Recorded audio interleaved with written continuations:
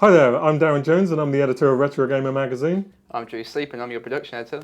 And we're talking about the latest issue, 147, which is a Super Mario Anniversary Special, as you can see from our awesome cover. What's the first Mario game you played? I played Super Mario Land on the Game Boy. This was a while back actually. I remember playing it.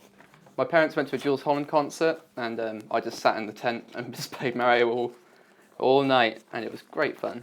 My earliest Mario memory goes back, Super Mario memory goes back to the original NES game, which many of you will obviously remember. I have this love-hate relationship with Mario where there's only certain ones which I really love. Like, I love Super Mario World, I love Super Mario 64, I love Super Mario Galaxy 2. Those to me are the ones which basically define the genre. Totally agree with you on that one. But I'd probably want to sneak in Super Mario Sunshine into that because that was probably like the last great Mario game I really played through and enjoyed. Before we get back into the Mario feature, we've obviously got some cool stuff. Turok's been remastered, so if you're a fan of the PC and N64 original, Turok 1 and 2 are hopefully coming out, one this side of Christmas, one the other side of Christmas. Vinyl's really popular, and soundtracks are now coming out. They seem to be mainly Sega ones at the moment, so you've got Shenmue and Streets of Rage to begin with, Revenge of Shinobi 3 and Super Hang-On, and then Outrun is coming out sometime next year. They're all good starters as well actually. The Streets of Rage soundtrack particularly is a absolutely banger.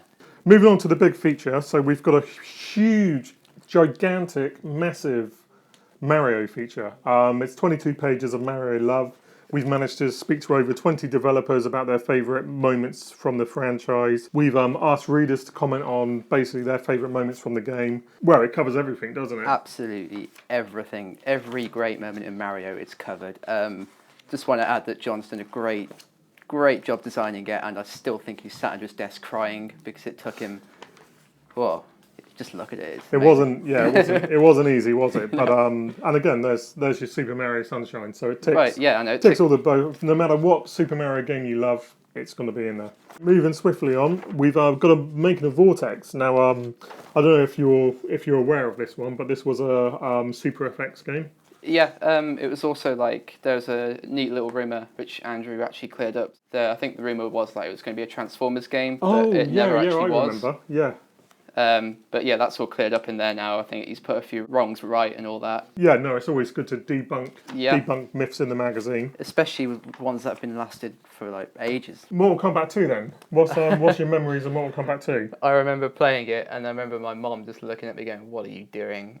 What is this?" Well, yeah, because you would have obviously been pretty young when this first came out. Yeah, definitely. But they still let me, and I haven't turned out to be a complete psychopath just yet. So, yeah, I had good fun with Mortal Kombat. Mortal Kombat 2 though was a huge improvement because you basically had really good, really decent animation compared to the first game. The fighting just felt better, and they just crammed a lot more into it. It was obviously a lot more gory, and we've obviously included all the coolest executions in the mag. So I'm moving on. This is an incredibly obscure German console. Even Nick didn't know about this one. No, and he's normally our yardstick because he loves obscure stuff. So whenever we're doing things like Minority Reports and that, we say like, Nick, have you heard of this? No, all right, this is really, really obscure. It kind of reminded me of the ColecoVision in a way. Yeah, and the Intellivision is similar in its structure as well, with like the sets on either side. Splatterhouse. I goddamn love Splatterhouse. My particular favourite is when you get the metal rod and you absolutely slam a monster into the wall and it just slides down. Yeah. It just adds to it all. The presentation's stellar on it. I think one of the levels as well, you've got like hanging babies with like crap coming out of them, and that is just like. And again, we were lucky enough to speak to the girl. She's basically the speedrunner, isn't she? She holds the record. Yeah, Caitlin Oliver. And we've also spoke to somebody involved in the remake, which came out a few years ago. So there's some cool, insightful stuff in there. The last of our two big features is Tomb Raider. Believe it or not, we've never done an actual making of just the original game. I played it not too long ago, actually. I played it about 4 years ago. The original? Yeah, the original. And do you think it holds up well still?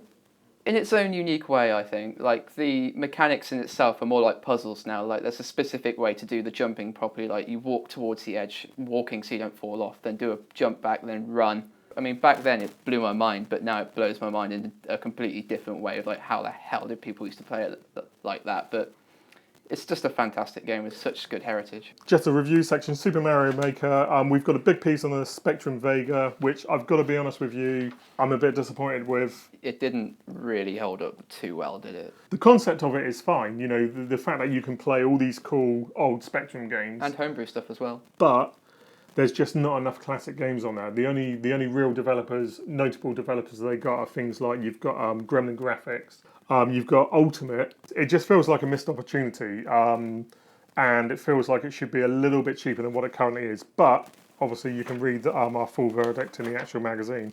And that's pretty much it for the issue. So to give you a quick heads up on next month, we have got a big feature on the Lords of Midnight, a big feature on Gunstar Heroes. BBC Micro?